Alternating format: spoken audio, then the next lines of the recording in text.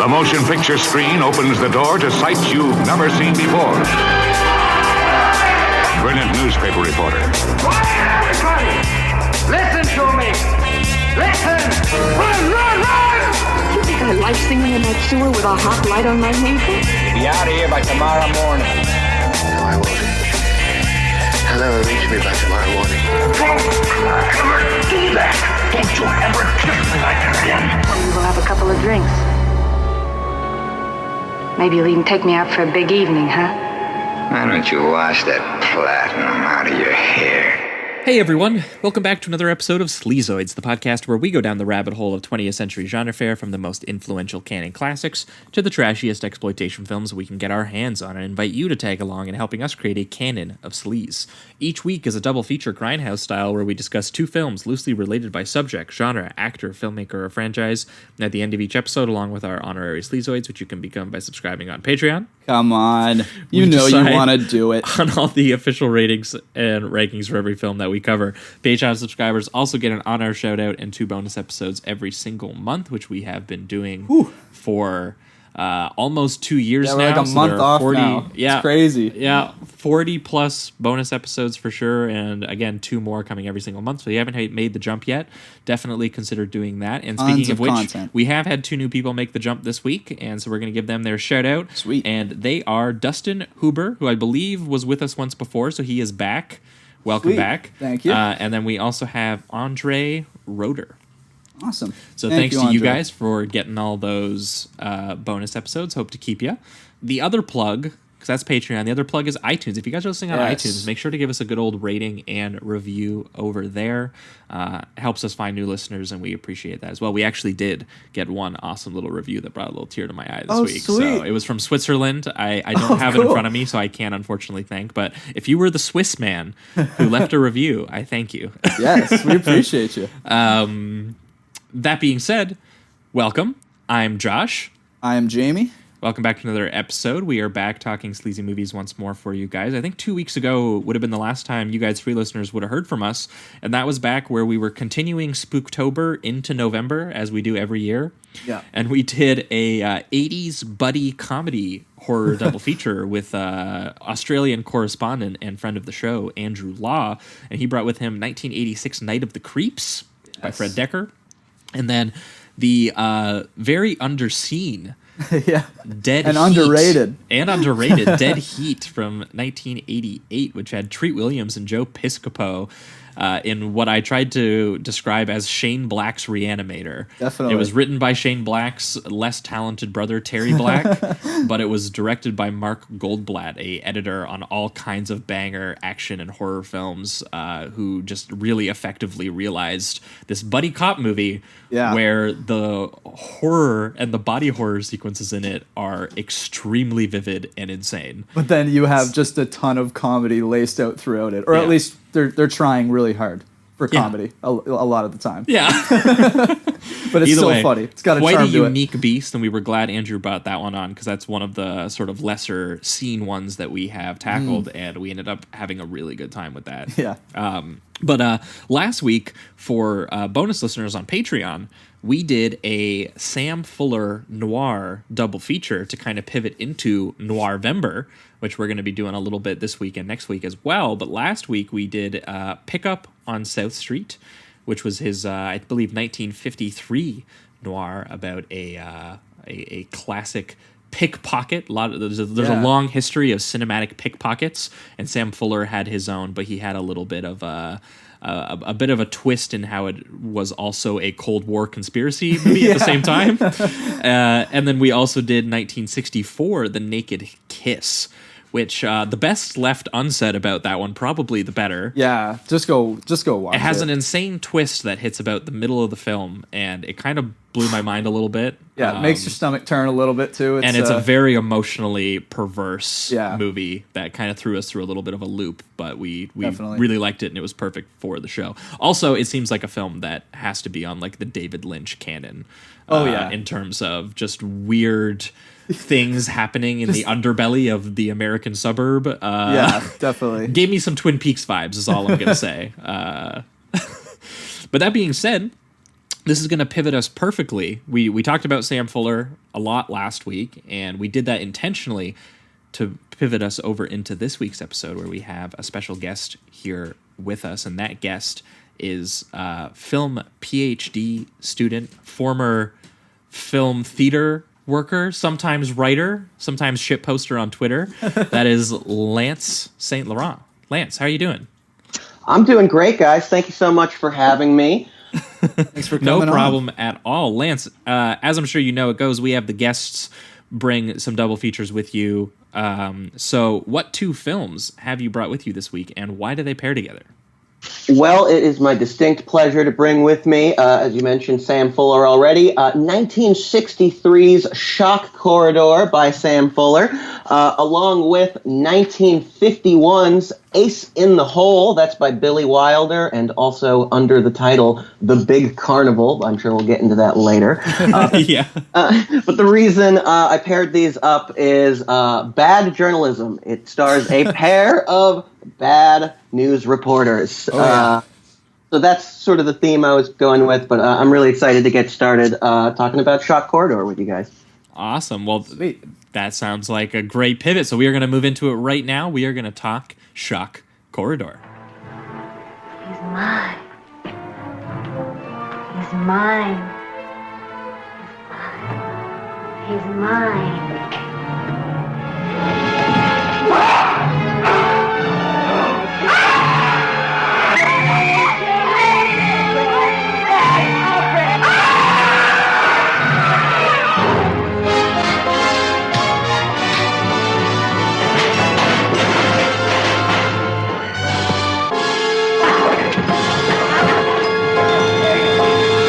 All right, we are talking Shock Corridor, the 1963 American sort of surrealist thriller drama. Yeah, film. definitely goes some places eventually for sure. Obviously written and directed by one Samuel Fuller, who we talked about a lot on last week's show, but for anyone like sort of unfamiliar with him, because we talked a little bit about his backstory last week on the paid episode. He was a copy boy at age 14, termed crime reporter by age 16, and then drafted into World War II by 18. So he had some experiences. Helped liberate and film a concentration camp by age 19. Oh, wow. And came back, and we'll just say he had a little bit of hang-ups from his He had a experiences lot in his to formative say. years. Yeah. He had a seems lot that of way. views on America, on American power. He had a lot of cynical ideas about both war and reporting. Yes. We're eventually going to have to do some Sam Fuller war films at some point, because I haven't seen one yet. But God, Yeah, they you said must that be one. insane. It was like this thing. It's called the Steel Helmet or something like that. The And Steel it's Helmet was one of his first autobiographical ones. in a way. Yeah, and then he's got the Big Red One, which is supposed to be great as well. Yes, Right. and that was the Big Red one's the one that had Mark Hamill in it, and people kind of rejected the shit. idea of seeing Luke Skywalker like uncover corpses and stuff. I want to see that for sure. Yeah, maybe we'll do that. Steel Helmet, Big Red One double feature at some point here. Sounds good. But it leads us perfectly into Shock Corridor, which actually is a story about a really bad journalist, as Lance kind of introduced the film as. And largely it follows him as he basically intentionally gets himself committed into an insane asylum with the idea of solving a murder that was committed inside the institution, not to right a wrong or No. do some, uncover some injustice. That was or like my favorite part of it is right away they just kind of expose his character. Like they don't take time to kind of make him maybe turn into this bad journalist. Yeah. He's just right away, he's tricking the psychiatrist, or at least prepping for it. Yeah. And he's already talking about fame and fortune without Movie any deals, regard. quite Yeah, literally. Exactly. Exactly. All he wants in this world is a Pulitzer Prize. Yeah. It is the Right. only thing. And I guess all that comes with it, but that's it. Yeah. Yeah, that's all. And he doesn't really care about kind of like who he hurts on the way there. He's not actually that interested in any of the inmates who are there. I mean, or even, ostensibly, like- it's not supposed to be a prison, but it really does seem It like a seems prison. it gives you that feeling for sure. But even like the people that are close to him, he doesn't Yes. seem to be concerned with. Like even his girlfriend in the first scene, she's already concerned, like he's prepping this little ruse he's doing, and she's already like, I don't know if this is the best plan, and that kind of thing, and he seems totally unconcerned with her. Like there's just nothing else that he's focusing on except his own success. Yeah, he's like, I'm going to go undercover for a year, and I know that you are stripping to pay our bills so that I can do that, but I'm just going to do that. I forgot about that one. She is a stripper. Also, if you didn't catch that, Kathy is played by Constance Towers, I believe is also the star of The Naked Kiss. Oh, we definitely caught it because it was so funny. The last movie we watched for this show before watching Shock Corridor was The Naked Kiss. So we went straight from The Naked Kiss into Shock Corridor. And I was just like, I had a new appreciation for Constance Towers because she goes to some places in The Naked Kiss. She's kind of underserved in this one. It's more about Johnny Barrett. But she does get some great stuff in this. Of course, Naked Kiss is much more of a showcase for her and the places she can go.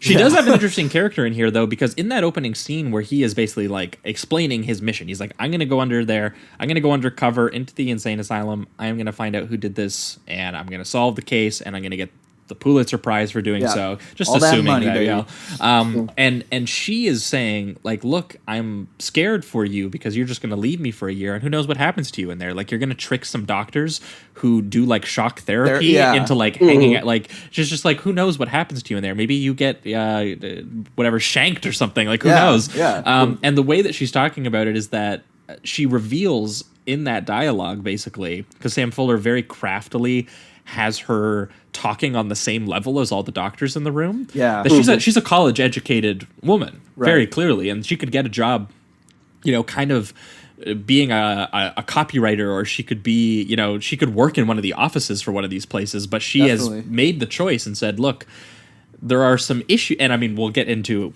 larger what Fuller is getting at with this stuff, because he has he kind of uses mental illness as a bit of a gateway to American institutions in general. She is very much incentivized to sell her body to get more money so that she can hopefully live a better life and pay both of their bills so that he can he's off. So he can become a writer, and then from there they'll have, together they will be successful is kind of like the idea. But it's very clear that like he doesn't seem concerned about making money. He's just like, I'll just disappear and go undercover for a year. And concerned about what she has to do in order to make the money for both of them, it seems. Yeah. Because I mean, like, we do know that this guy's a journalist, so obviously he has a job. But when you're doing this, when you're taking a year off to try to solve a murder in a mental asylum while disguising yourself as a mental patient, I don't know if you're going to be on the payroll.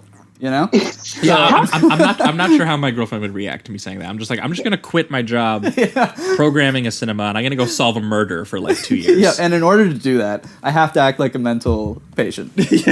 What I want to know is how Johnny ropes in this crooked doctor. How does this guy get into the mix? Because he is just coaching Johnny like it's not at all a breach of ethics and not a terrible idea. And there's a great scene too where they talk about. I think Kathy goes up to that doctor and starts saying how she thinks that he's turning, like he's actually becoming sick, and he's, I think, proud of the fact that he's so good at faking it.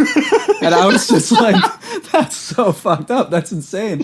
It's like, and it's such a betrayal of like what you should be doing as a professional psychiatrist too. It's like, oh man, that scene was dark but hilarious too, just to show what these people are willing to do. Yeah, and how they see it. And he basically just completely ignores her and is like, I'm going through with this regardless of what you think. He starts like ghosting her completely. Yeah. Mm-hmm. Until she agrees to play the part of his sister, who then they are going to say that he is sexually attracted to his sister and is basically raping his sister. And that's what they are going to use as the excuse to get him committed. So he's asking his girlfriend to play the role of incest sister rape. Yeah. And then sell it, which she does the first time, like when she's doing the interview or whatever. But what's really interesting is I think it's either the same scene or the scene directly after where the doctors and the police go to the journalist, and this is where they're like gonna take him and commit him or whatever. And he gives off a very convincing performance, probably too convincing for her, where he just starts like yelling Kathy and just like throwing his whole body around. And you're like, this guy's supposed to be a journalist. He's not an actor. Like, this is a very convincing performance you're putting on right here. No, and I also concerning. love the voiceover in that scene where he's like he's very proud of himself for like 'cause you tricking get his for thoughts, following the script. Yeah. Because he's like, this is exactly what the doctor said the script would be like. Now ask me about fetishism. And the guy's like, have you ever heard of the term fetishism? Yeah, definitely. Got his He's- ass. I love his that. eyes like light up. He's so excited. It gets you engaged too, because then you get to kind of It's got a bit of a heist thing going on. Yeah, you're right? like, what's the next step? He's Is he going playing to a get away trick. with it? Yeah. Right. Yeah. It's so that's interesting too. It's also one of the first scenes where he does the like one shot take sequence. Is that sequence where he does it all in that office? Because he has them go into the office, and then at one point the doctor opens up the door and reveals Kathy and the other guy in the background. Right. And then that's the scene where he gets explosive and he starts like going yelling Kathy and like flipping shit. Yeah, Like, yeah, he's just which by going the way, nuts. his yelling Kathy, because he does it twice. Every time he does it, he goes Kathy, Kathy, the same way that her song goes Johnny, Johnny while she's doing the strip song that she does. I never made that connection. Actually, Catch. that's some shit. Yeah, I mean, in terms of like overall formal construction of this, Sam Fuller's quite insane. Yeah. His attention to detail is kind of unbelievable. Mhm. The cinematography throughout this thing is just absolutely amazingly gorgeous. A lot of great, like, deep focus, long takes. It's shot, of course. It's Stanley Cortez, who very famously he shot The Magnificent Ambersons for Orson Welles and Night of the Hunter Night for of Charles the Hunter, Lawton. my God, what a film. And on the subject of those long takes, if any of your listeners happen to subscribe to the Criterion channel, which I'm sure several of them do, there's a great video by one of my professors here. I'm a student, as Josh mentioned. His name is Jeff Smith, but he has a great video on there about the use of long takes in this film, and I highly recommend it to anybody who watched this movie. Yeah, no, I watched it on the Criterion channel, so I actually did see that supplement there, and it was like being, because like it's one thing that's really interesting, because watching the film, I didn't realize how many there were, like how many of these long takes were in the film, because he does them so in tandem, like with the story that he's telling. Yeah. That I actually didn't notice a lot of them, and then That's a good point, 'cause watching the supplement, I was like, wow, he did them in like every other scene almost. Yeah, I find myself noticing that, like when someone pulls off a cool technical feat Yeah. like that, like a nice one shot, I notice. But I agree, it didn't pop into my head over and over again, because he just seamlessly has it go and pay. No, it's well, so because paced. the film itself is really, I would say, kind of like primal. It's not show offy in that way. yeah, yeah. And I mean, some of the long takes that he does are just like very slow zooms. Like Yeah. they're not even just huge.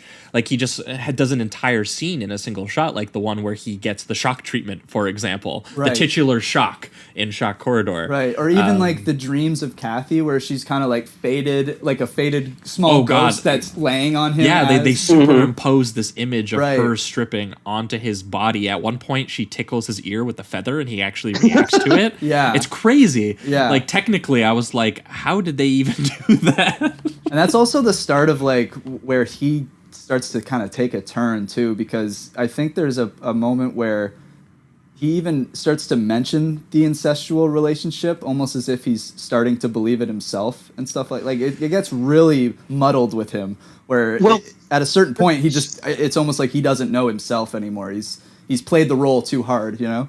Well, it's of course when Kathy visits him on a visiting day and kisses him, and he like absolutely freaks. Right. As she is his sister, like, and even even Kathy at that point says, "I think he's believing the delusion." To Yeah. which the doctor is like, he's fine. He'll be good. He's got this." I think there's even one part, because we mentioned the psychiatrist being proud of the way he trained the journalist, but there is another part too where I think Kathy goes up to the boss of the newspaper company and tries to convince him that like this isn't right. He's definitely taking on some mental illness, something along those lines. And he basically says, if he doesn't do this, he's just going to become depressed. So you have to let him go through with this, because that would be selfish not to. Like, you're just like, these people are just trying to, wind their way around these terrible decisions. One funny note, too, about the bit where you mentioned where she tries to kiss him, and that's when it's kind of revealed that he's repulsed by that, even though it's his girlfriend, because he's starting to believe that Kathy is his sister. One interesting note about that is that all of those dreams where she's superimposed on him, he's very sexually attracted to her, because it's very much she is in her stripping outfit, she's talking very sensually and trying to make him jealous, and he's saying, Kathy, no, like, you're mine, Kathy. Right. So what's interesting there is, if you believe that he is starting to think that that's his sister, what it's kind of suggesting is that he actually is having incest thoughts. Right. Which it gets so weird too, because he's in too deep. Exactly, that's really what it is. Ultimately, that's just it. Is he goes a little crazy, and I mean, she says it at the beginning. This idea that she thinks that the crazy's going to rub off on you, and I think that this movie, some people I think are find it a little bit tasteless, just in the sense that it has some retrograde attitudes towards things like mental illness. And I mean, that's I guess it's like, it also to kind of he uses it as more of like a story thing, but a story device, but just the fact that they have this almost like you take steps and then they kind of break to normal again, right? That kind of thing, and it seems to happen to all three. So it's as if like that's just what mental illness is. So it doesn't bother me, because I know what Sam's trying to do, I think, just with his story. Well, and I would say, honestly, that he's using it, again, more as when you actually... Because when we break down into the plot and we get into the three guys that he's investigating, who are the three witnesses to the murder inside the institution, what we start to reveal is that... Because, again, he never gets into specifics on, what illness anyone has. Yeah. Mm-hmm. It's just he's using it as a catch-all for a madhouse, as in America is a madhouse. Right. And we find out that each one of them is really not that mentally ill as much as they are just traumatized by being conditioned by American the history and certain things that have happened to them in that, and each one has had a different facet of it hurt them. So really it's just like they use words like catatonic schizophrenic or whatever, and it might be gibberish when we talk about it now, because it's very clear that Sam Fuller is not trying to make a documentary. It's not like exactly. it's not like when who's the really famous documentarian who actually went into the mental hospitals and filmed there? Do you know who I'm talking about, Lance? I want to watch that. It was Wiseman, right? Was it Frederick Wiseman? Yes. Cut Follies? Yes, that's the film. Thank you for reminding me. I couldn't remember the title, but I did watch that film because it was available to watch on Canopy, the library streaming service. And that is actually him going in and just filming the institutional brutality of people who were in there, and a lot of the people who were in there kind of exposed the whole shock therapy and all that. Kind of stuff? some of the aspects of that. I believe that movie has a lobotomy in it. Am I correct? Oh wow, I think it does. Yeah. Holy shit! Some of the stuff that they did to people in those, and it was actually an investigative reporting piece on the treatment of patients in those facilities. Yeah. You guys are in Canada, so you may not know this, but this is a movie about the American healthcare system. Yeah, I can comfortably say that I have never had the fear of going bankrupt by going to the emergency room the few times that I've had to do it. I've paid exactly $0 every time I've broken a bone. It has been nice. All right. So good. Not to brag. Please flaunting your Canadian privilege in front of me. It's disgusting. But maybe moving into his investigation, because again, we've talked about how he goes in there and then he goes in there and he starts almost, Sam Fuller gets, with some of kind of his manic camera moves and with some of the sort of claustrophobic nature of some of the framing and the architecture of the inside, and just, being at the, being controlled by other people all of the time. He starts going crazy himself. But while he's there, he is trying to solve this murder, and he has three witnesses to that murder, the murder of an inmate or a patient, one or the other, called Sloan. And three people witnessed it, and they are the characters Stewart, Trent, and Bowden. Stewart was a southern sharecropper who was taught by his parents and his schools this idea of sort of like Southern bigotry and hatred. And he quickly became kind of disillusioned because it didn't fit what he had learned in school about America's image. He's just like, none of this is what I was ever told about. And I find his story, and I didn't catch up with the actor, the name of the actor who played him, but I found his story quite moving, especially when it's kind of being deployed as you were a commie at one point, right? And I like the line that he has where he was like, I would have defected to anybody. He was like, I was like, they sent me over to, I think they said they sent him to, was it Japan or Korea? Korea, where they sent him, and he basically defected to the USSR from there because he basically hated America so much, until he was told, or he held an American prisoner who was extremely patriotic, and he started to believe on a person-to-person level, he started to believe in America again, in which case, at which point he goes home, and he is spit on and called a traitor and thrown into a mental institution. Because for the crime of believing in America again. So that is why he is there, and that's kind of like the story that he gets. And so what he really starts to uncover is like not really a history of mental illness in any of these people, but just like this like very American specific traumas that have basically destroyed their brains, and then also not receiving any kind of care or attention from there, which they are also not reving in the hospitals. Very obviously. They're just crazy. They're written off as crazy. As you said before, spoiler alert, the madhouse is America. What? That's very clearly Sam Fuller's allegory going on here. Because I mean, it gets even weirder when we get into the other two, because we also have an African American white supremacist.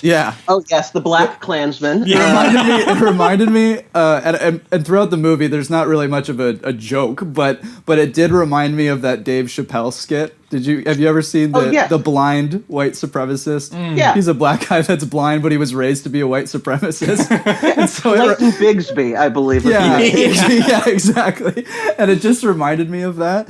But I gotta say, like, Sam, the way that he presents this character is just absolutely heartbreaking. Really intense close-ups of him delivering just these really impassioned, like white supremacist monologues, basically, and with conviction. The passion is unbelievable from this actor. Like, he's just so good and convincing. And then just that image, the image of a black man with a Klan's hood beating up another black man, like that's just something I've definitely never seen before. Talking about trying to save his white daughter, right? Exactly. He can shift from this really like impassioned, really unsettling speech, and then on a dime, this bit where he has to get him before he gets my daughter. It's almost like wildly comic sort of delivery, like Cleveland Little in Blazing Saddles or something. It's a little like Birth of an Invasion. Because it's so over the top that you just and you haven't seen like a black man do that besides the Dave Chappelle skit. And I was just like, I did have kind of a chuckle just because I was almost so shocked about the situation. It's a shocking movie sometimes. And just the fact that he keeps making his hood by stealing pillowcases from the ward. Like that's one of the funniest details, because every time he goes up to talk to one of these guys, he gets a little bit of a profile breakdown. He's like, that's their name, that's their thing. And when he's told before he speaks to him that guy's thing is that he steals pillows. Oh, wait, I actually have these, the little intros if you want to hear them. Oh, yeah, no, give me the intros for each one. Okay, Stuart, farm boy from the Bible Belt. Hobby, playing Civil War games. Believes he's General Jeb Stuart, the Confederate hero of Civil War. So he has regressed. He's gone. So he was so betrayed that he went back into thinking that he was in the Civil War. Yeah. As a way of... Because America was fighting, like, him in that way, you know? So it felt like the Civil War for himself, I guess. Craziness. Okay, and what's Trent's? Oh, we got witness number 2, Trent, and forgive the outdated racial language here, but Trent, only Negro student in a Southern university. Hobby, collecting pillowcases. Yes, because that's how they introduce him, and you're like, "Oh, that's a weird hobby." Yeah. And then he reveals he pulls the pillowcase out, and it's retrofitted into a Klan hood. Yeah, and correct me if I'm wrong, but isn't even the very first introduction to him when he's holding that sign that says basically segregation should be a thing? Oh, yes. Essentially, and it has the big old N on it as well. Oh yeah, well yeah, and yes. it says something along the lines of like democracy and this don't mix. don't It's mix or something. Democracy and Desegregation. Yeah, don't mix. Yeah. And then says some other explicit things. Yeah, because and it's he explains that he was one of sort of like the guinea pigs for desegregation, that he was basically sent to an all-white school. And that was where he picked up on this stuff, and so he kind of internalized like a self-hatred almost, right, that he has then channeled and into a Klan character. Yeah, and we get that scene too where he breaks down to the point of like he's back, like he's who he is or whatever, and you get to his explanation of all the shit he had to go through to the point where he was basically conditioned to think the way he does now when he goes back to his mental illness. Right, and here's our guy, Johnny. And all he gives a shit about is his, Pulitzer Prize. Yeah, is just, he's just like, okay, but what about Sloan? You saw Sloan, right? He's like, yeah, and then he goes back to telling this, like, insane story on how he became a white supremacist. Yeah. Which is, I mean, he's just like, that okay, would win but what you a about fucking Sloan? Pulitzer, man. The black white supremacists in the mental institution, like, come on, man. For like, real. it's just, he doesn't care. He's not interested in any of these people as people, and it's just he's kind of confronted with them as such, especially with the third one. What was the introduction for the third one, Lance? All right, that's witness number 3, Dr. Bowden, American physicist, Nobel Prize winner, worked on the atom bomb, the H-bomb, the most brilliant scientist alive today, went insane working on nuclear fission, missiles, and rockets to the moon. Hobby, drawing, now has the mentality of a child of 6. Damn. Awesome. Yeah, so these are all the people that he's interviewing, because all of these people saw the murder of Sloan, which it is eventually revealed was actually by an attendant working in the facility who was trying to cover up the fact that he was sexually abusing patients. Right. Yes. I think in the Nympho Ward specifically, which we do have a scene in. Yes, which is a crazy sequence. Yeah. Yeah, and it's not just one of the guards. It's specifically the guard that they had shown to be the nice one before. Because there's one that's kind of a prick, and then there's one that's like, oh, lay off him. Yeah, and Wilkes. The one who's like, lay off him. Yes. Yeah, you're right.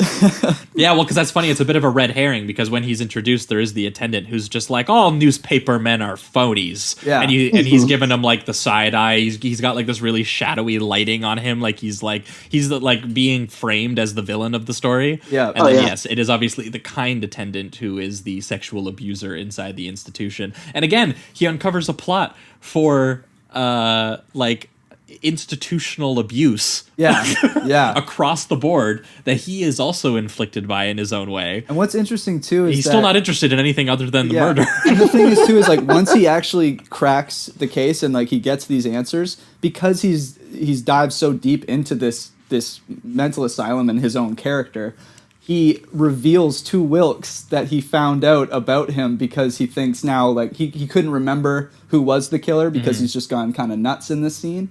And at one point, he even loses his speech, which is just a very sort of like ironic device. Exactly. And it's just like, it was just interesting to watch him finally figure it out, but because of his terrible characteristics, he pretty much can't solve the case because of that, at least at first. Well, no, because what's interesting is that he's there to solve a murder, but he seems to think that the murder just happened in a vacuum, that it was just it was a murder. There is a killer in here. Yeah. And it's like, that's true, but Sam Fuller's like showing him every detour, every sort of contributing factor to that murder, and he has no interest in it, even though it is even broader and even crazier and grosser. Yeah. For sure. So, and I mean, the way that Sam Fuller, like, obviously stylizes this so you get into the psychological headspace of uncovering this stuff is nuts. I mean, like, that scene you brought up where he goes into the nymph ward, it's basically the first zombie sequence that's ever existed. Yeah, for real. Romaro was inspired, man. My Bonnie lies over the ocean. So moody, so creepy. And I love like how it just keeps getting faster and faster as it just gets more aggressive. The camera's like panning around effective. the room, and then it does this overhead shot and he has that voiceover where he's like, maybe if I can get to that door.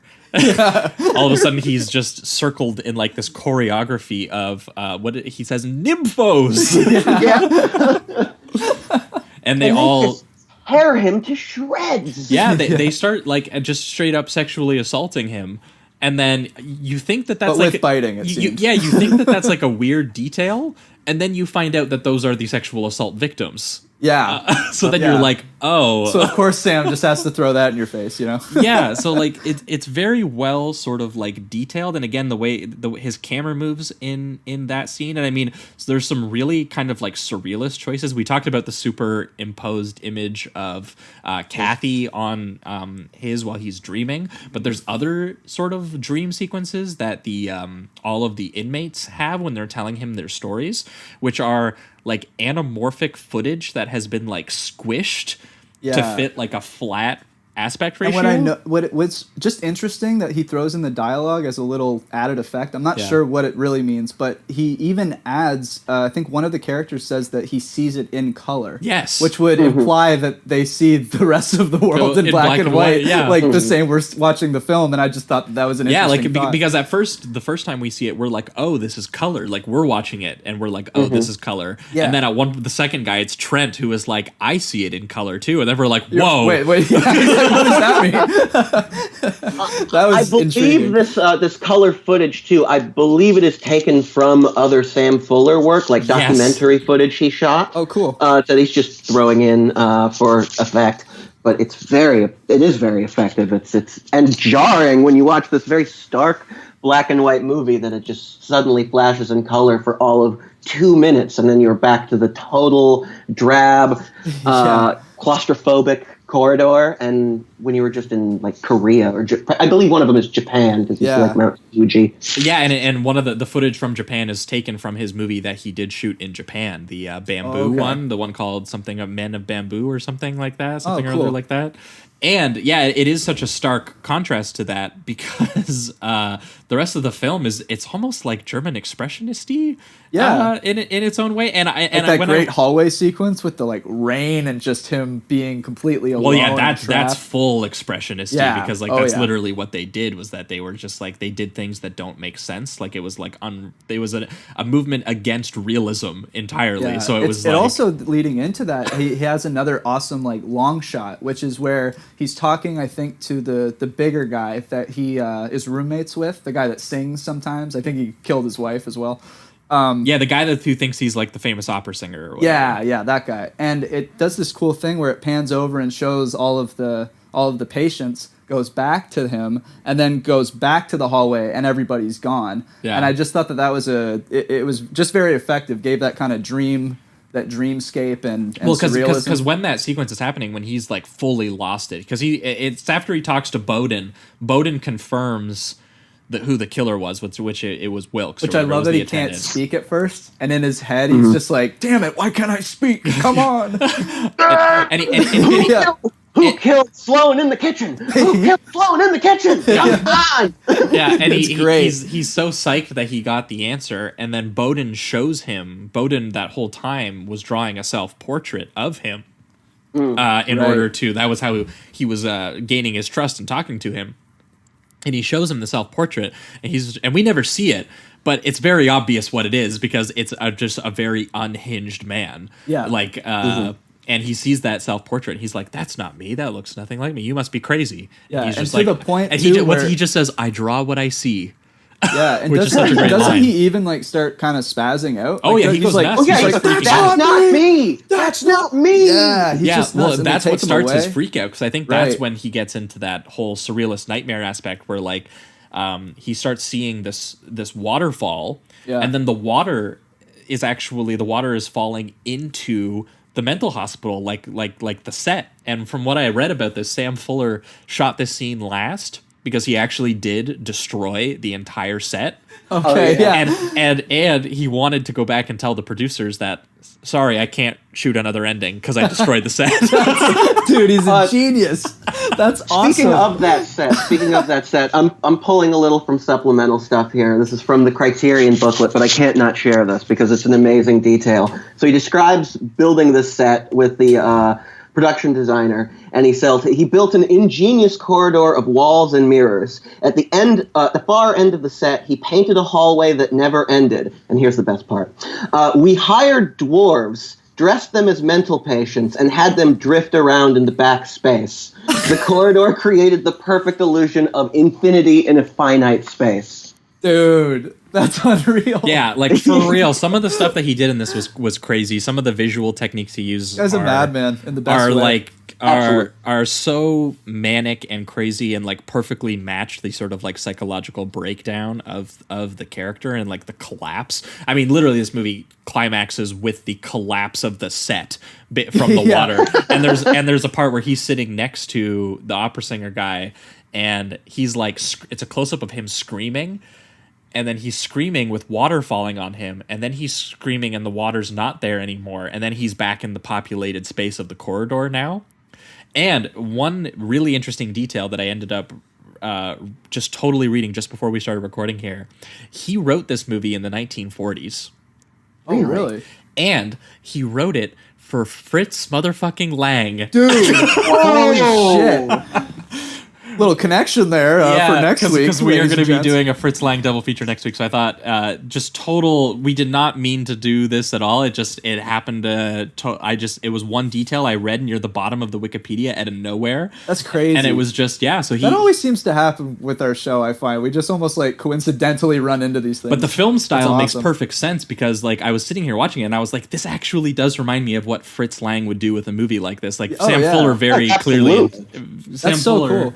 It's very clearly still a Sam Fuller movie, but it's also very clearly him being like, this was a project that Fritz Lang like hired me to write at one point. Yeah, that's unreal. Wow, that's very cool. So the visual style very much faithful to that. Yeah, 100%. And then, kind of after that climax, it really just kind of ends with him being a mute, catatonic, schizophrenic, and what a shame that he will win the Pulitzer Prize. Yeah. Is what the doctor basically says. That cruel irony, man. I love this sort of like hard-boiled dialogue, so I do have the line written down. It's so good. He goes, "An insane mute will win the Pulitzer Prize." Yeah.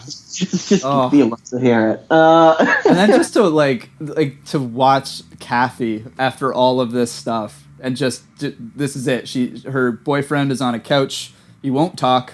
He listens to the doctor when his hand's raised, so he's just kind of brain dead. Yeah. And it's just like, it's not the film itself doesn't focus a lot on her, but every moment that she's in, you do feel for her. And then when it's shown with the ending, you're just like it's just devastating. She was the voice of reason from like frame one. Yeah. And no one That's the thing listened too. to her. It's not like there was a turn with her from frame one. She's like, don't do this. This is probably a bad idea. And she was right. No, everybody talks down to her because she's a stripper. Every single character. Yeah, which is funny because that's actually also what happens to her in Naked Kiss, where she plays the prostitute, and everyone kind of has this image of her, right? And that whole movie is based around the fact that like people don't take her seriously or don't think of her as anything more than as a sex worker. And this plays with something similarly, even though in the beginning she reveals that she's just as educated in all the authors that they're talking about. Like she's name dropping like Freud and Shakespeare and like obviously authors that she has read in that opening scene. And they're all just like, no, we're going to get the movie deal. It's cool. We're going to get there. That's what's going to happen. I mean, and that ends up being what kind of takes him down, is that like everyone... I mean, if we're saying that like Sam Fuller kind of used this as idea of the U.S. as kind of like he depicts it as kind of like a lurid madhouse, and that things like, things like hatred and patriotism and I mean the black white supremacist.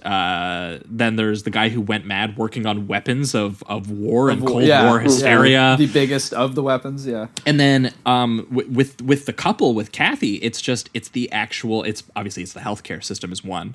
Yeah. But then you also have into just like the idea of becoming successful and making money, the American dream, this idea of like she is a college educated person who has to strip to make money.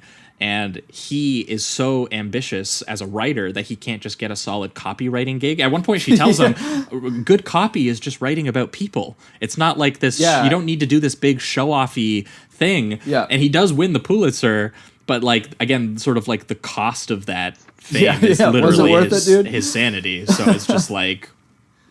I also like with that ending, it seems to, after he sort of uncovers the plot, it jumps forward in time, and I think the implication is he left the ward and he went home, and then just sort of over the course of being home, just completely went catatonic. You don't see that process, but that's such a strange thought as opposed to literally being in the ward and losing his mind. It was only after he left that he finally broke and became this... just sticking his arm out like the guy in the ward. Yeah, that's true. Because I did find it almost a little odd that they just kind of like, they jump from him solving the case, and then right away it's in the doctor's office and it's exposed to you that he's gone completely mental. But you're right, you have to assume that he went home first because he's out of the hospital and things like that. So yeah, I never really thought about that, but that's a good point. Yeah. Well, I gotta say, I was really impressed overall just with, like, this has, like, obviously really pulpy, like, kind of trashy writing to it. Oh, yeah. But, like, it's really heightened and still well done. And Fuller, beautifully matches it with, like, these optical camera tricks that he does and, like, these, like, weird lensing techniques and speed techniques sometimes. Like, there's a full-out action scene in this where he gets into, like, a full-out brawl with the attendant who he's trying to get to confess to the murder. And it's exactly like the brawl from Pick Up on South Street. This is I was making sure I didn't get this confused with another film just in case. Right, but that's the one with he has like that long table slide with the one guy, right? Yeah. Where he just goes through, it's like a 12-foot it's a full table. kitchen fight. Yeah, it's huge. And it's a big wide shot, it's long, like it is very similar to that. Because we went like long on the shot in Pick Up on South Street, which is just, because I mean, again, especially here in Shock Corridor is really effective because his shots a lot of the time are like really well orchestrated, and sometimes again they're getting you into the mania of what you're seeing. Yeah. And then during the most ferociously physical altercation in the film, he pulls back and he just does one wide hold on the fight, which is exactly what he did in Pick Up on South Street. And it really, I don't know, for some reason it really makes that physicality like stand out. Oh, because they're like throwing shit at each other. They're throwing each other on top of tables. There's one point where he takes one of the attendants and he tosses him over his back, and the guy does like a legit flip, and he's committed. Yeah. So it's a very awesome physical performance in that scene for sure. Yeah, and it looked like the actual actors too. They looked like they were. It looked like they were going for it. So it was impressive. Again, there's some just really impressive techniques in here. And one other, before we enter maybe the reductive rating round, one of the other techniques I really liked is the one with the opera singer guy, or the guy who thinks he's an opera singer. Yeah, Paul Scotchy. Yes, so he wakes him up in the middle of the night doing this really obnoxious la la la la la, and at one point he starts like pushing the guy's head down into the bed and forcing him to listen to him, and the camera pushes in closer on the guy who's singing, and we can start to hear the music. We start to hear the music he's hearing because we're kind of getting in touch with him. And then it pans down and it goes down to Johnny, and the music goes away because he can't hear. He's concerned. And then the camera goes back up and it does it again. So again, just getting you into the psychological headspace of his experience, because again, what's weirdly enough is Johnny has that exact same experience with the waterfall climax, where he's the only one feeling this huge collapsing, flooding experience, this claustrophobia of just like he's completely lost it and he is stuck and he is drowning. He's the only one who actually experiences that. And again, he uses similar camera techniques where he shoots a waterfall, he shoots an empty corridor, and then he shoots a combination of a flooding corridor at the same time. And he cuts between all three of them like at rapid paces to the point where like your brain just starts to connect all of them. Yeah. Just really impressive like filmmaking technique like across the board. So yeah, he's without a doubt one of my favorite directors now. He's unbelievable. Awesome. And I also really liked the line where the one guy starts freaking out. He's like, he ate my vitamins. Oh, yeah. Yeah, there's so many good lines in this. There's just a weird cutaway to a guy in hydrotherapy goes, I am impotent and I like it. I know what to make of that. That's a great. Oh, yeah. That's funny. Yeah, that's shortly followed up, I think, by the race riot. Yeah. What a movie! I think guys. they have a man come up and say he's 5 months pregnant too. Like there's just a ton of craziness. Yeah, so like honestly, just an insane movie. So maybe pivoting towards the reductive rating round, which for you, Lance, is where we remove all the words, all the nuance. We reduce the movie between a number between 1 and 5, but it's also kind of turned into closing statements. So if there's any scene or any line or any sort of thing we haven't hit that you wanted to discuss, we can. And I'm actually on the line about this one, so I think I'm gonna let Lance go first because I'm willing to be convinced here. So, Lance, what's the rating for you? I mean, this one is kind of easy for me. I brought this to you guys. It is one of my very favorites. This is a 5-star film for me. It's such a high watermark stylistically for Samuel Fuller, who admittedly I am not like a huge expert on. But this is still my favorite of his that I've seen. It is absolutely like stylistically gorgeous for the budget that it's on. It does sort of go there to those places that are difficult and touchy. But I wouldn't describe it totally as tasteless. I would maybe describe it as maybe a little taste deficient. Maybe, but a more tasteful version of this, I honestly think doesn't work. Like I feel like part of the reason it works is because it's like shocking, or I guess some people might have thought it controversial at the time. Yeah. But watching it now, it doesn't actually seem like that crazy. It's just I think the most people would say is just the way that they present dated mental depictions illness, like, in that sense. of mental illness. But once again, he's doing it for more of like the story rather than a documentary, like what we were saying earlier. We gotta say, people they did have more retrograde attitudes about what mental illness was. Yeah. Like, we don't know as much about depression as we did probably in 1963. So. Yeah. And the last note that I'll make is I think there is this sort of discussion to be had about the way this movie depicts mental illness, but I honestly don't think it's in any way sort of aiming for a realistic depiction. It's sort of, as you've talked about, it's a means to an end. It's a way of dealing with it in terms of genre. And if it almost sort of reminiscent to me of, there was a recent conversation a few years ago when M. Night Shyamalan came out with Split about the way that movie depicted multiple personality syndrome. And that it was not realistic, and sort of the counter argument to that being it's not supposed to be realistic. This is a genre exercise. It maybe pushes the bounds of good taste, but it has no sort of claims of verisimilitude in terms of that. And so it works for me. I think it's a great structure to the way he meets these 3 patients, and they have what they call these flashes of sanity, and they each give him one little bit of information. It's a really well plotted sort of exploitation film, or B movie we might call it. I just love it to death. Yeah, apparently he, by the way, was upset actually that the studio marketed it as an exploitation film, because for him, he actually saw it as his version of like a prestige film. Oh, Sam. Which I think maybe really does perfectly describe Sam Fuller. Oh, 100%. That's incredible. He was like, "This is my Oscar movie." Like, how are you not seeing this?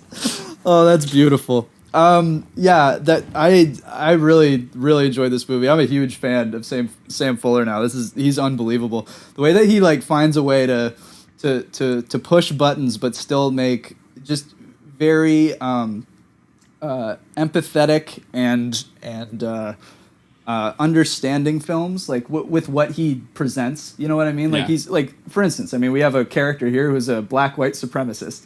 That's hard to pull off, I'm sure. So, he's unbelievable, and he writes all these movies too, right? So he writes and directs. Yeah. So just what a talent.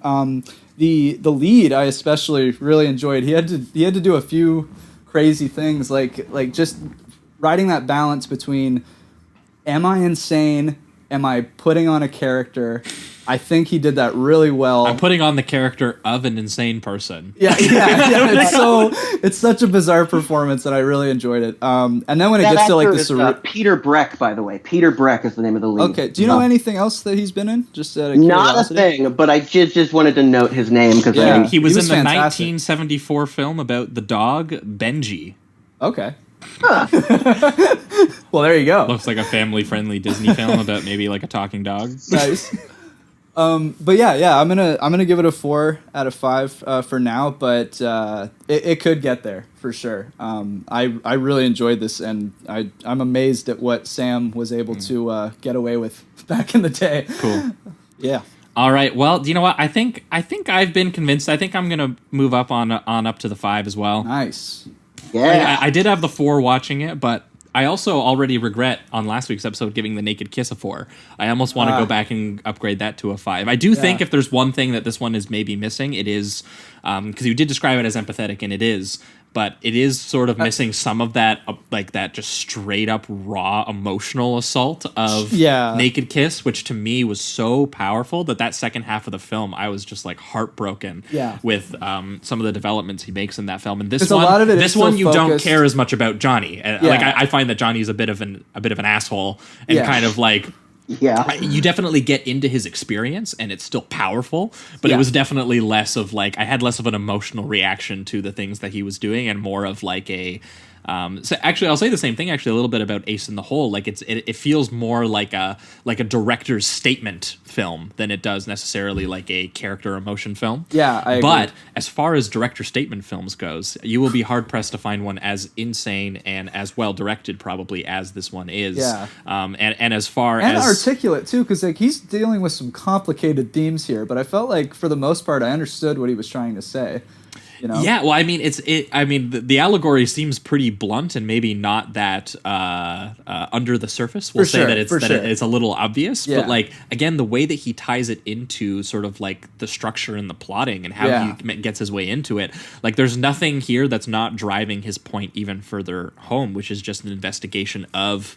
Like, I think Jeff Smith, that's your professor, right, Lance? Yes. Yeah, he described it as an investigation of America's original sins, and then how that has itself reflected into its own institutions, and not just its healthcare, but into, you know, some of its, like...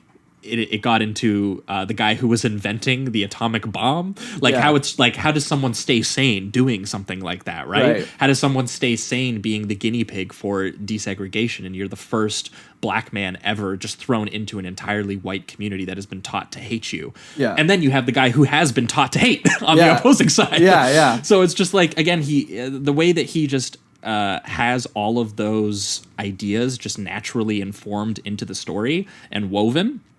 It's really, really well done. And, you know, having the framework of a psychic collapse just makes him able to get a little crazy and go a little bit more surreal with it. Again, some of the camera techniques and the tricks here are pretty insane. So even if his use of the subject matter is primitive, I guess would be the word that I would describe it, or some people might say irresponsible, I just can't understand getting too upset about it because it's very clearly a gateway to achieve an allegory about American traumas and hysterias, and again depicting this very lurid madhouse of American history. So even if people thought it was simplistic on what it's saying about American history, again, it's really just trying to, you know, achieve something very broad and like that, right? So so I think for me, I'm gonna get there. I'm gonna go with the 5. Nice. But love it. We are gonna be right back, and we are gonna be talking Billy Wilder, Ace in the Hole. Nothing you've ever seen before has the tremendous human interest of Ace in the Hole.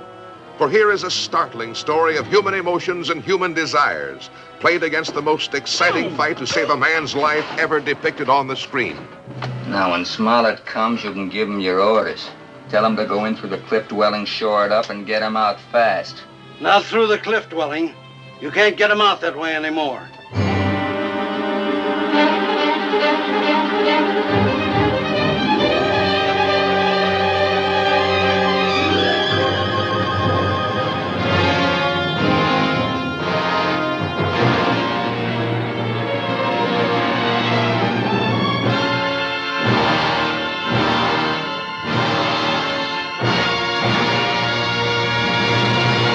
All right, we are back, and we are talking Ace in the Hole, the 1951 American film noir film. This one actually stated more right on the genre here, film noir, even though Shock Corridor did have a bit of like noirish elements to it going on. But it stars Kirk Douglas as a man named Chuck Tatum, who is a frustrated former sort of big city journalist who's worked for all the majors, who has been kind of fired from everywhere. And fired by all the majors for being a bit of a, we'll say asshole. He's a bit of an asshole. Yeah, for sure. Bit of a hothead. He's a bit of a drinker. Yeah. But not a lot, just frequently. Yes, that's a great line. I mean, this is written and directed, obviously, by Billy Wilder, with a couple of others as well. But Billy Wilder, obviously, very well known for these very, very witty screenplays. Oh, cool. So there's some really good one-liners here. That was one specifically that I had written down too. But he finds himself working at an Albuquerque, New Mexico newspaper, just because he needs the gig. He tells the guy that, he will work for, what does he say? He says, I'll work for $50. I'm $100 reporter. I'm $1,000, no, you want to make $1,000 a week? I'm a $100 a week newspaper man, but you can get me for 50. But then it gets talked down to 40. But then the good-hearted man says everybody works here for 60. So yeah, that was I thought was one of the best touches too, because he's like straight up just trying to sell himself as hard as he can, and the guy just says. The guy who has the what does his thing say? Tell the truth. What it says on his thing. Like, he has it twice in his office. He just seems like that rare, really good boss. Yeah. And he's just like, no, my reporters don't get paid less than 60. Sorry, man. Like, even though the guy straight up talked himself down to 45 or 40. Yeah. This publisher here is like the patron saint of journalism. It's all about tell the truth, pay your reporters well, check everything twice, wear a belt and suspenders, which sort of becomes the metaphor. Yeah, like never make shit up. Like, just tell the truth. Tell the most boring shit. Like, I don't even care if we're not making money. We're not getting prizes. Like, go cover a rattlesnake hunt. I think it was something like that. Yeah. I love too the introduction to Kirk's character with him being just he enters in a towed car to get into the building. And it's just such an introduction because they never go back to that. So it's almost just like showing off his character. Like he'll get to where he needs to go, but he'll probably be destructive while he does so. Something like that. No, absolutely. I mean, and Kirk Douglas, he just swaggers right through the frame. Oh yeah. It's incredible. He walks into a room and he instantly commands every single person in it. Yeah. But it's not even just charm though; it's like force too. That's it's true. Still it's very aggressive. You will find me charming. You understand?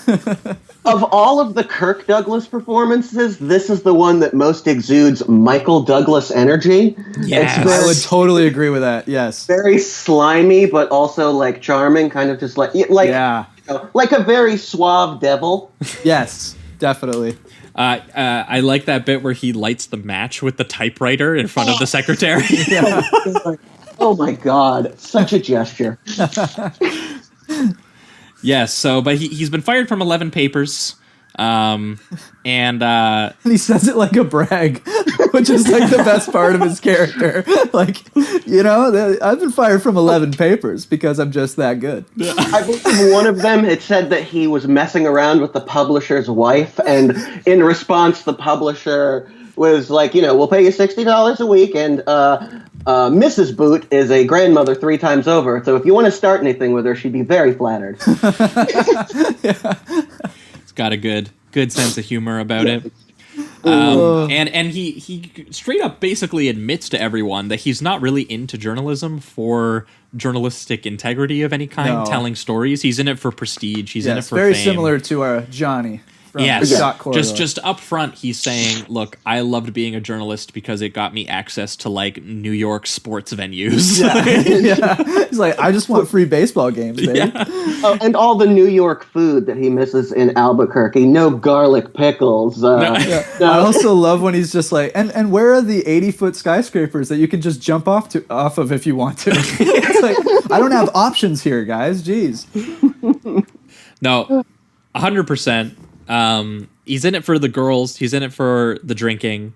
Even though he's told he's not allowed to drink in the office anymore. Yeah. He's just like, okay, he does follow that rule for a while. Yeah. For a while. But not soon after, though, he gets a little, we'll say, anxious or he gets a little impatient because he's been working at this newspaper now for a year. We get a bit of a time jump. And nothing exciting has happened. He hasn't had a byline that he's been very proud of a crazy story that's going to launch him into superstardom and get him back, hopefully working at another big New York paper. So he starts talking about the idea of maybe the secretary can get herself murdered in a trunk. And he's like, he says, I could do wonders with your dismembered body. Is a line that he has. And it's bad news sells best because good news is no news. Yep. He's got that same mentality. He suggests that one of the guys in the office starts a fire. Yeah. So that he can have something to write about. He's he's tired of all those boring New Mexico stories, Yeah. Well, and they established that he picked up this mentality because he didn't go to journalism school. No. He started selling papers on the street, which is where he learned that the news that sells best is bad news. Right. Yes. Right.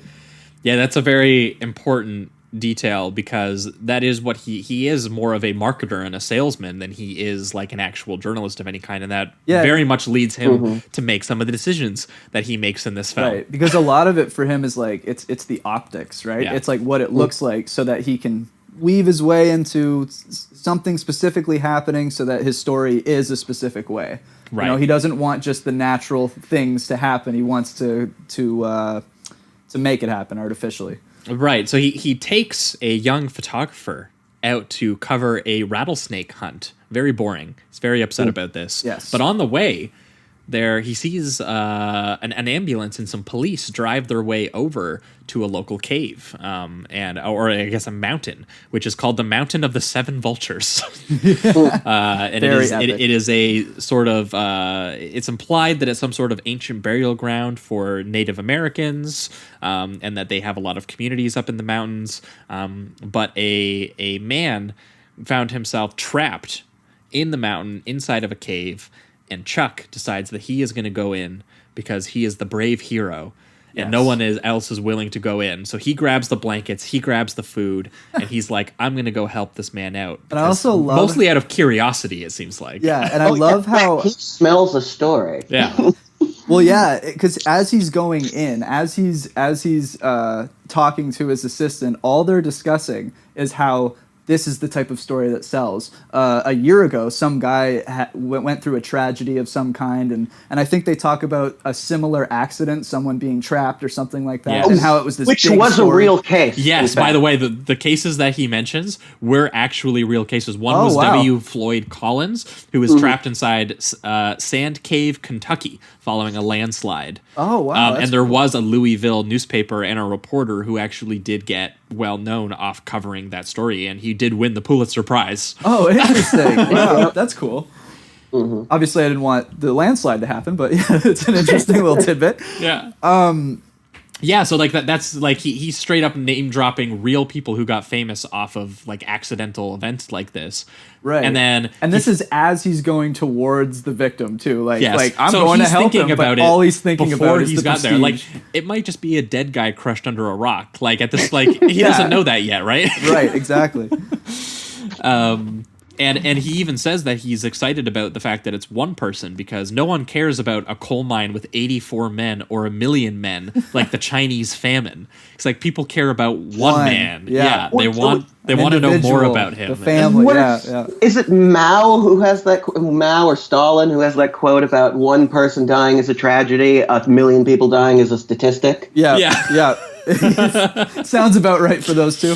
Yeah. So I think it's Mao. I can't. Don't quote me. So no, Kirk Douglas will say goes to the same school of thought. But he applies it to story, and he even says, the one guy crawled in for a story and crawled out with a Pulitzer. Right. But he goes in there and he finds out that guy is stuck. But it's actually, he's probably not going to be in there for too long because it does seem like it's a bit of an easy fix that they just kind of go in through the side or something like that. And it's unfortunately. That's not good optics. Not for his story. No, we will say that he finds a way to kind of convince everybody to go in a different way. And it gets so just corrupt and gross, especially because he's telling the sheriff what's going on, and he's in on it as well. So as we have the scene, for instance, with the miner who has experience, and letting them know we could do this in 12 hours. Like this is no big deal. I know how to do this, all that. Even the sheriff is like, no, you should listen to the journalist. Yeah. You know, the guy that just showed up and has no experience whatsoever with caves. Yeah, the sheriff who's, of course, running for re-election and, emblazons his name on the side of the mountain. Yeah, and has that great thing where he's just like, now I'm not doing this for any prestige. I'm just doing this for the people, for the man in there. You know, that whole thing. Like, it's just, oh, my God. Also, one thing worth noting, one of the sheriff's deputies, by the way, Gene Evans, who played Bowden in Shock Corridor. Wow. Yeah. That's cool. So good little connection there as well. But... yeah, he starts to manipulate the rescue effort entirely, and it's genius because he comes in from the point of view as an organizer. He comes in as someone who's trying to solve this problem, but also the person who wants the problem to persist so that there's a story for him to write about. Yeah, so he looks good either way at first. Of interest. Yeah, I think that's what we would call that. And yeah, so he starts to he starts to get in with the sheriff. He starts to get in with the actual the drillers who choose this very long-winded technique that's going to take them days to drill through and get in there. Yeah. And the whole time that they're doing the drill, all he can hear is the drill. So he's just in a cave. He's going insane. Just for 24 hours a day, for 7 days, he's just hearing a giant drill ring through his head. So it's interesting because it's not only just like the physical torment that Kirk is putting this guy through, but his own decisions are also destroying his mentality. Like it's just and he doesn't even really know, it's like Kirk is almost doing this with a bit of ignorance too, because like it seems like he's so focused on his story that he doesn't even think there's a chance that guy could die, or he doesn't think about it. You know, like he doesn't think it could happen. Right. In a way. He doesn't take the severity seriously, right?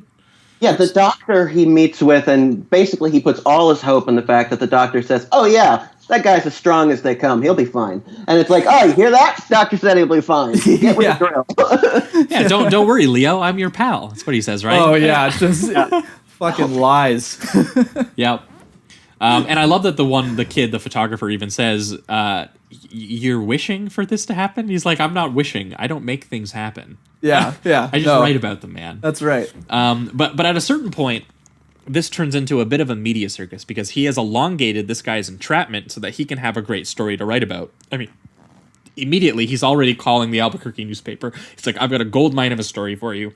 Yeah, and he's convincing not the whole family, but at least the blonde, the wife of Leo, to kind of use it as an economic thing, because it's like there's going to be people here. Your business is failing. Yeah, it'll blow Imagine up. all these people coming in, because at one point she's like, I'm gonna skip town. Yeah, and I think that was her first thought. He convinces her, or she says it herself, that they almost trick themselves into thinking that they're doing this for Leo. Yeah, like after Leo gets out, you'll have funding and you'll have money and all that, but it's like, well, we all know what happens. So well, yeah, and she like before that was just going to straight up leave him. She was like, I'm going to catch the next bus out of town. This is my escape from Leo. Right. She hates Leo. Yeah, so much. Yeah. But and then he calls her stupid, and he says, well, you don't see what's happening here. We have found a gold mine, and you can get in on it. So he starts convincing her to be enrolled so that he can then be a family friend. Yep. So that he is then involved in Leo's decision making. So that because he just tells her as the wife, what he wants her to do next. He's like, you have to be the good wife. You have to go to church. You have to tell them that you don't want them to do it this way. You have to tell them that you want it to do it this supposedly safer way or whatever, things like that. And then at a certain point, people do start showing up. They start charging people to enter the burial site.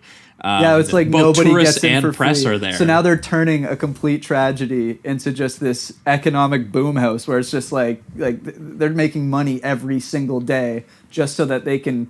And the thing is too, it's like they're almost just waiting for a result. all they're really looking at is a mountain with a guy they know is in it. Well, and one thing I love is that all the journalists show up, and obviously they are outsiders. They're just there reporting. Right. So he's a journalist with the inside information, and at certain points, even the radio guys are interviewing him, being like, "Thanks for all your amazing work getting inside there and whatnot."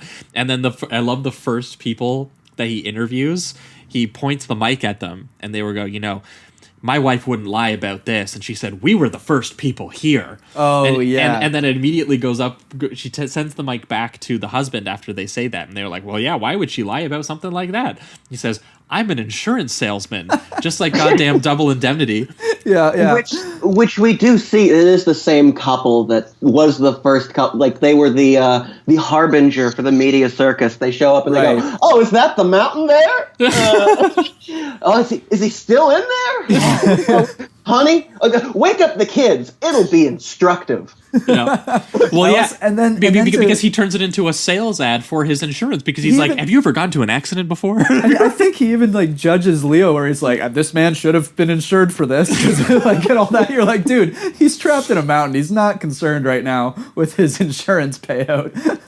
Yeah, the so movie has a very dim view of people in general. I mean, I would say Wilder gets this word tossed around a lot in his movies, but this has to be the most deeply cynical Wilder film that there is. Well, yeah, because it's like you're watching every scene with Leo is just so it's heart-wrenching, because he is convinced that everyone is out there that is out to help him, and no one is. Yeah. There's like not one person. Basically, the only people really out to help him are the ones being instructed to do it improperly, which is the ones drilling. Yeah, and it's just like so we have the point of view of this survival situation from the schemers. Yes, exactly. From the con men. But then we still have those scenes with Leo that are like, they're out there for you, Leo. There's thousands of people out there for you, and he gets this sense of like, not a hero, but that he's important, that he's being cared for. Well, and every time Kirk Douglas puts that performance on too, right? Right. Oh, I know. It's very reminded me a little bit of what Jake Gyllenhaal was doing in Nightcrawler.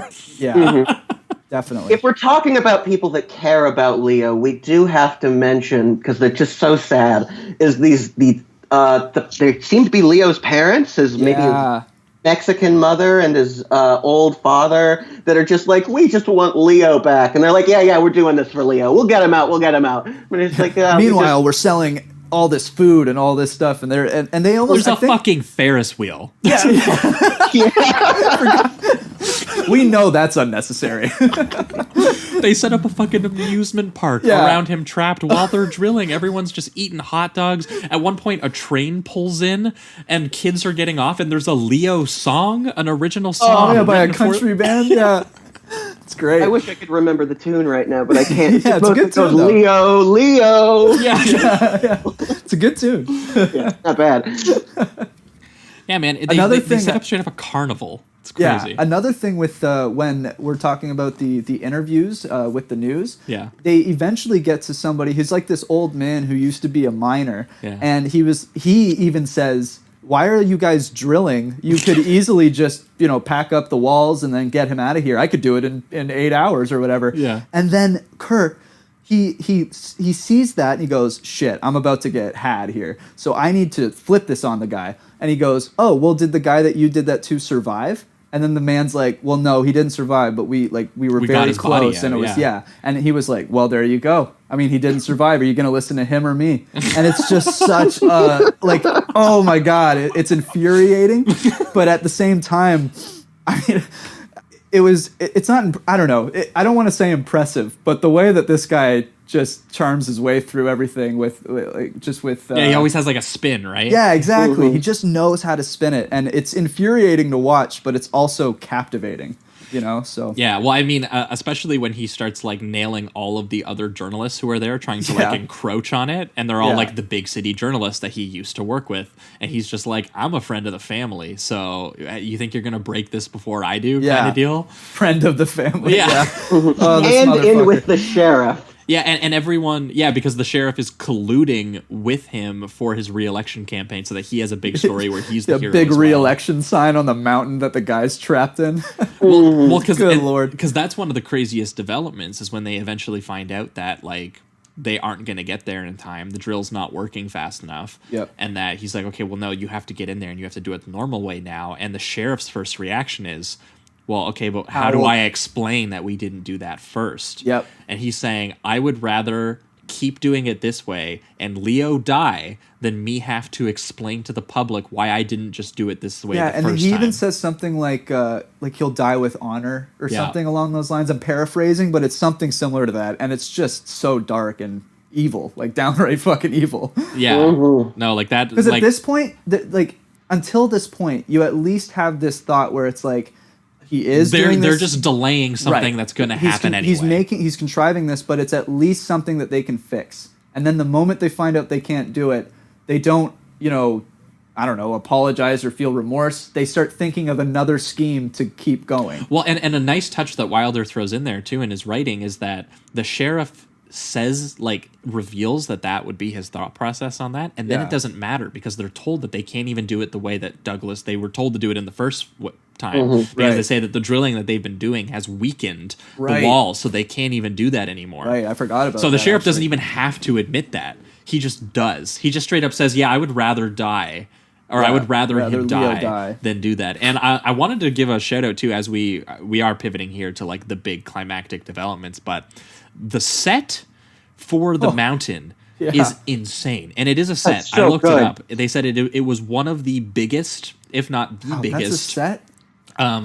non-combat set that was built at that Just time. people hanging out in cars, basically. Well, yeah, because they said the only other comparable size sets were literally for war films, where they shot war sequences. Holy That's how shit. big the set was. I can't believe it's a set. Wow. That's Well, unbelievable. I knew it. No idea either. Well, Yeah, I knew wow. it had to be when that sequence happens in the middle, where it follows this couple that's riding the Ferris wheel, and then the camera moves slowly around to reveal that the couple is looking at the drillers on the mountain. Okay. And then it goes over, so you get the shot from the Ferris wheel looking all the way to the mountain, and then you get this big wide shot of Douglas coming up the mountain and delivering water, because he's obviously the hero of the situation. He's delivering water to all of the drillers, keeping them all hydrated. And as it follows him along that rock, in the background you can see the train come by, and then it cuts over to the shot of the train from behind the train, where you see the train stop. It says like the Leah Minosa special train, and all the people getting off and the song playing as they run towards the thing. And so he, in a matter of 30 seconds, does like 3 different wide shots from 3 different parts of this set where you can see it all in the background. So you know that he had to have shot it in some capacity, because like you see that train coming in from like miles and miles away in the background of the frame. So like that whole thing is a set. Like, it's insane. That's unbelievable. I had no idea. It looks so authentic. It's unreal. That's crazy. Yeah. So good on them, because it's very, very convincing, and the fact that I just knew you couldn't get those shots. Like they're, and even like the shot, and we'll get to like it feels huge. But like when people empty out and they have that one shot of the father overlooking the giant empty field, and then the re-election sign in the background. Oh, like spray painted or painted on the rock. A huge landscape. So it's it's very impressive to me that's a great shot too, of him looking at the cave with the writing on the rock and everything. It's great because it's like after the tragedy, essentially, which we should get to. Yeah, yes, we'll get to that. The whole point of this is that the decisions set in motion by Kirk Douglas's Chuck Tatum do actually result in the death of Leo. Yeah. And he is very shaken to this. This was one thing that I was a little. I had a little. The immediate moral conscience he seems to grows from it was a little bit much for me. Okay. Just because, like, I do think that I didn't mind it just because it's a death. Well, because I don't. Because he didn't know he was going to kill him. It's true. Yeah. But I also think that it wouldn't be that far of a stretch. For his character, only because like he seems more sociopathic than like even the characters in like Double Indemnity, who were pretty quick to murder people. So so for him to just be so shocked at this possibility that he's created, and to be so morally outraged at everybody around him. I was actually just gonna say I even said in my notes, dude, I'm like, how do you think you have any leg to stand on to judge anybody right now? Well, like when he starts assaulting the wife. I like the way that he sort of projects this inner turmoil onto everybody else. It's clearly just coming from like this place of self-loathing, and you know, it's hard. I feel that.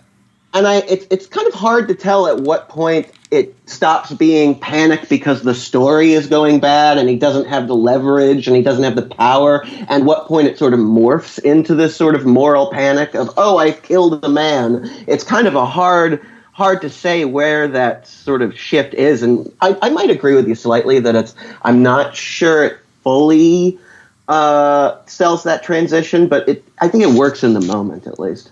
Yeah, well, because I mean, like plot wise, like the gears shift in a way that still makes sense. Like his decision making still makes sense. It was just kind of like the character's remorse was a little bit like I didn't necessarily buy that he had that much remorse for what he had done. But for me, it does make sense as when you talk about it as a bit of self-loathing, where he's just more upset with himself and he's using it against other people. Because when he started yelling at the wife, and I was like, dude, she was going to leave town. Yeah, you were the one who conscripted her into this scheme, and he seems to just be upset that like nobody else is upset as him about it. Yeah, and I was kind of like, I don't know why he's not acting like the other people are acting, because every decision he made up until that point was sort of similar to the ones that they made. Yeah. He plays up not being as morally compromised, but if we add that idea that maybe he is kind of playing it up a little bit, then I also think there's a bit like this guy obviously has a giant ego, and I do think that there is a bit of him that was thoroughly convinced that he could do it, so that when he realizes at the moment he's not and he's going to die, that I could see that kind of morality come out of him a little bit more, just because I think he was honestly so convinced he was going to get away with it that there was no chance that he could kill this guy, and so when he does. There's a reality there that he's finally like I would say it's definitely a loss of control, because all those sequences where he is like the leader, he is the one spinning people, playing them, and all of a sudden he finds a situation now that he can't spin. He's like, oh shit, this is it. I've just killed him and he's going to die in 12 hours. And he even spends those 12 hours going and getting a priest to give Leo his last rites. I think it goes back to that sort of metaphor that they use of the suspenders and the belt, because for a lot of the film, after he gets the job at the Albuquerque paper, he is wearing the suspenders and the belt as if to say, you know, I'm clean right now. And then at a certain point when the plot sort of really kicks in, he throws away the suspenders, and then it's sort of signifying this, you know, total lack of oversight, total lack of any sort of like self-control, and literally like flying by the seat of his pants with this total confidence that it'll work out at the end. And then of course it spirals and it's like, well, probably should have kept those suspenders. Metaphorically speaking. Yeah, and I mean, he finds himself like mortally wounded, stabbed in the gut because he was confronting the wife, Laurent. Oh, yeah. Even though it was funny because like I was like... And he's like mad at her, choking her that she's not accepting of Leo's gift. When I'm like, dude, you're killing the man right now. Well, yeah, because she views Leo's death as like, hey, yeah, you can get your story, and then we both go to New York. Like, we start a life together. And then he is very upset about that idea that she's not more, morally upset about what they've done to Leo, even though it's like he's the one who did set her in motion. Like, she was one of the people that he spun to get her this way. This guy's just batshit insane. Yeah, so he's going a little nuts, and I do really like the ending of this where he gets his way. I mean, he loses his job while the media circus was happening, he left the New Mexico paper to get his job at the New York paper. Right, because he's getting paid $1,000 a day from the New York paper. So he feels, and that because he had insider his information. Ego, and he's like, oh, I'm the big reporter now. I'm getting $1,000 a day. Yeah, but he was so upset about Leo that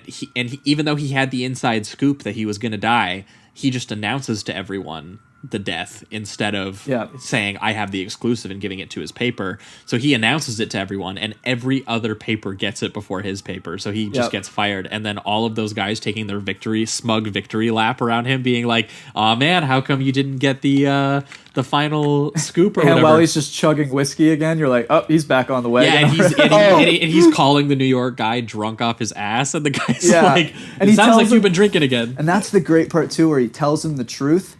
And then he just kind of laughs at him and hangs up. And then he turns to his assistant and he goes, "Do you believe me?" And he goes, "Yeah, I do." Yeah, like as if that's unfortunate that I believe you. I believe you that you did all of this and you made this happen. I 100% do. It's just I like, feel it's worth mentioning also when those reporters come in and they talking about how just awful the sheriff is, that the sheriff is also planning on digging into the mountain anyway just to pull out Leo's body so they can have a big send-off for him, I believe is the way to put it. Fuck. Have that band play the Leo song at the funeral, you know? Oh, the whole works. Leo, you're dead now.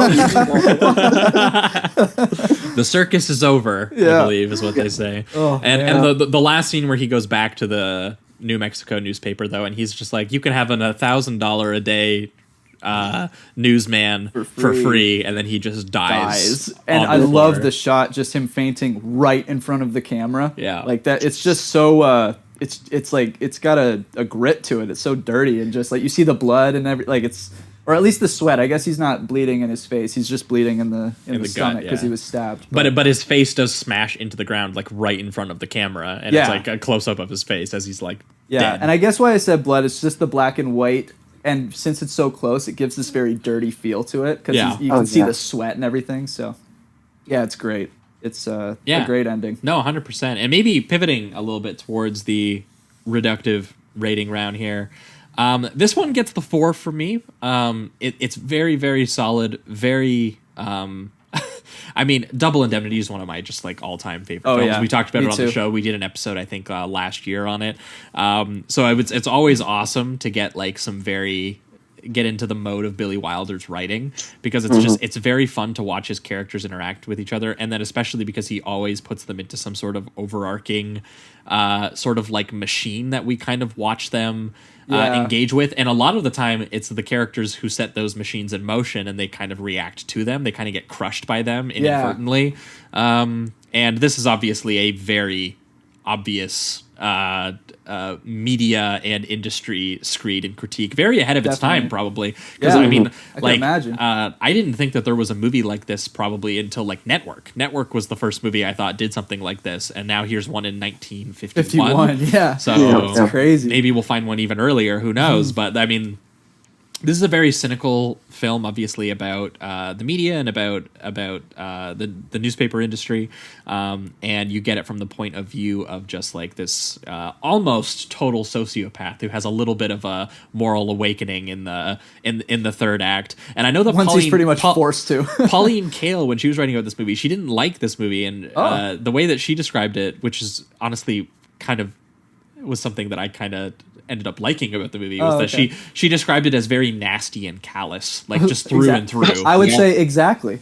Yeah, I think that's what he's going for. Right. So I think her argument was that she didn't really get much out of his character. She was kind of just like, he's just doing terrible things. But there is something unique in Kirk Douglas's performance of that, because again, the way that he just like commands and is convincing, almost like the way that he so very easily gets everyone to be like, yeah, that's like kind of rational and logical what you're saying to me. Like, if this has already happened, we can just, we can milk a little bit of money out of it. We have to make, again, it's that American ambition, that exceptionalism, that like anything to get ahead, to get on top. Right. And he doesn't really see very much that's wrong with what he's doing until the big sort of like so it's far too late. Until it's too late, for sure. So yeah, I do think that there's something like, really interesting and compelling to watch moment to moment, but sort of similar a little bit to Shock Corridor as well. I do think that even in comparison to other Wilder stuff, it was a little bit less interested in some of the character stuff. But the character stuff it was interested in was really icky, I would say, which was a neat experience. Because again, the main emotion you probably feel in this movie is for fucking Leo. Who is absolutely. Who is just and Leo, you don't actually spend a whole lot of time with him. He is the object of attention and the object of abuse, really. Yeah. So you're just watching in slow motion him be killed by everyone around him so that they can make money. Yeah, and Wilder really does milk his scenes for like just kind of this really like cynical irony almost. Yeah, because like I said earlier, it's everyone. He thinks everyone out there is out to help him, and it seems like nobody is. Well, because we're the audience just as involved in the scheme as like the characters are. Leo's the only one not involved. Yeah, exactly. It's honestly tragic how much of a sap Leo is. Yeah. He just thinks the best of everybody, including his really, really mean wife. Who he loves so much and just hates his guts. And it was like, I felt like every scene with him, I wanted to reach into the screen and go, "They're fucking you over, man. It's not gonna happen." Like I wanted to tell him the truth. And it was great. I'm gonna give it a 4 out of 5 too. I honestly could see this becoming the 5. It just, I thought it was, I went like what you said. I didn't know that there was this kind of this critique on media from 1951. This was very cool to see in this decade. And yeah, Kirk Douglas was fantastic. He had to play a very complicated character. You do hate him, but you do love to watch him. And yeah, I thought this was great. It's not quite Double Indemnity for me, Billy Wilder, not yet, but I do think that this. Well, there's just such an 5. emotional perversity to the romantic aspect of that film. Yeah. That I guess that's what it is. It does add a little bit of another layer because again, that's another cynical film about the insurance industry and stuff like that, right? Yeah. So this one is just, I think, more interested in its construction of its story, right? It's more like the ways that Douglas manipulates each level so that it benefits him until the point that he has committed a murder. Yeah. So yeah, for now I'll give it the 4. Sweet. This one for me, honestly, I've seen quite a few Wilders at this point, but this is honestly my personal favorite. Even over something like Double Indemnity, just for me. So this would probably be another 5 for me. It makes me a little boring, I think, but it's as you guys have pointed out, this is such a dark, cynical, almost punishingly mean movie for a 1950s studio picture. Yeah. It's also worth noting it was a bomb. Total bomb. Yeah, critically and financially. Yeah, critically too. Yep, absolutely. Yep. Every week, dude, I'm sorry to interrupt you for a second, but it's like every week, I swear to God, we see something that I just absolutely love, and you tell me that people didn't like it back in the day. Yeah, we were just telling Jamie that Peeping Tom was like a totally reviled. Like, y'all didn't know what you had. What are you doing? Yeah, we have Transformers now. Tom ruined Michael Powell's career. Yeah.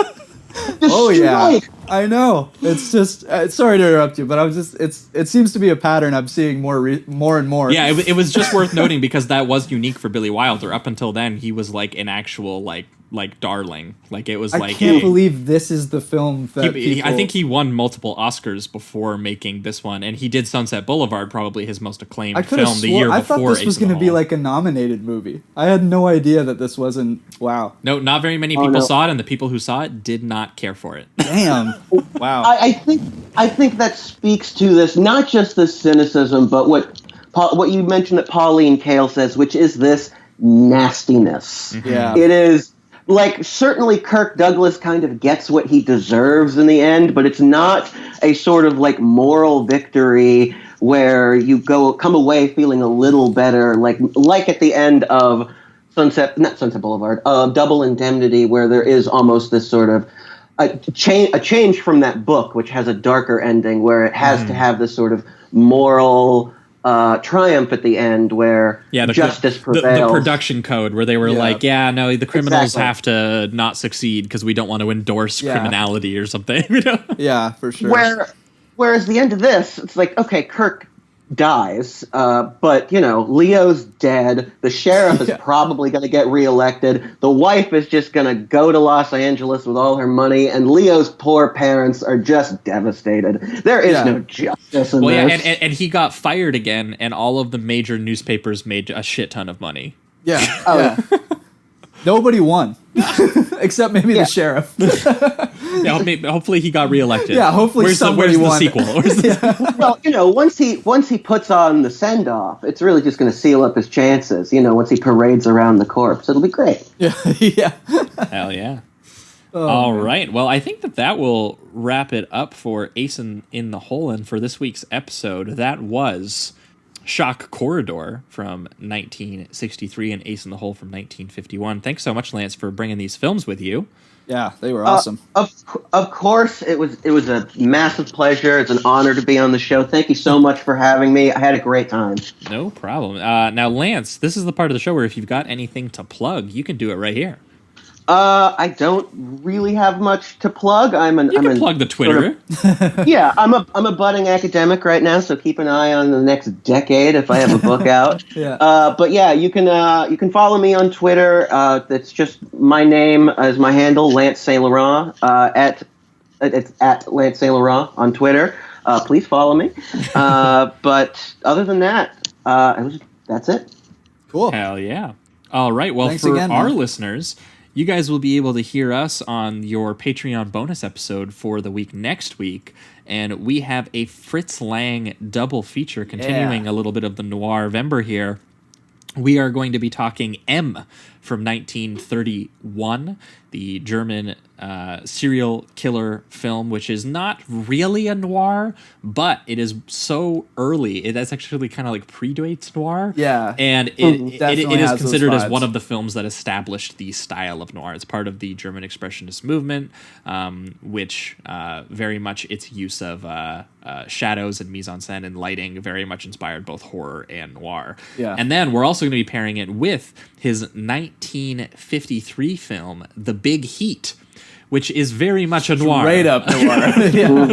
Both great too. That's going to be a great episode. Yeah. So for our Patreon listeners, it's patreon.com/Sleazoids podcast if you want next week's episode. And it just totally happened. That Shock Corridor was supposed to be a Fritz Lang film, which kind of blew my mind when I read that. So very excited to dig into Fritz Lang. Especially because I don't think Jamie has ever done any German expressionism at all. So no. we This haven't was had an first excuse two. to do it on the show. So Oh, Jamie, you're going to love M, I think. Oh, It's I did. so good. I did. Spoiler alert. Yeah, spoiler Jamie alert. watched it For already. next week, spoiler alert. I fucking loved it. And then we are going to be back in 2 weeks' time with a guest, and that guest is taking us back into the realm of slashers. Oh, nice. But we are going with female-oriented slashers and female-written and directed slashers. Okay. I think I know where we're heading. Slumber Party Massacre 1 Yeah, and 2. boy. Oh, 1 and 2? 1 and 2. Fuck yeah. I've awesome. only seen one. One is I didn't know there was a sequel. an amazing parody script that was directed very seriously. Okay. And it has a really unique vibe to it that comes from that, where it has this awesome comedy to it. And then 2 I haven't seen, but the Okay, I was just poster gonna ask. features a guy with an electric guitar that has a drill at the end. I'm already on board. I'm already fiving it. I'm preemptively fiving the movie. That sounds like a good time. Yeah, so that's what we are going to be talking about in 2 weeks' time. And because I'm feeling generous, I'm going to let you guys know what we're doing in 3 weeks' time. Ooh. Nice. Because I'm excited. Jamie and I are going to go check out The Irishman soon here. We're playing it at my theater. We're playing it theatrically. So Jamie and I are going to go sit for 3.5 hours. Yes, we are. And then also at our theater, we are playing a 35mm print of Goodfellas. So to celebrate, obviously, the bonus episode for the week after that has to be Goodfellas and Casino. What a heavy hitter. Oh, I'm excited. So little treat. We're announcing a little bit ahead of time. But that's what you guys can expect from the next 3 weeks from us here. So It's going to be good.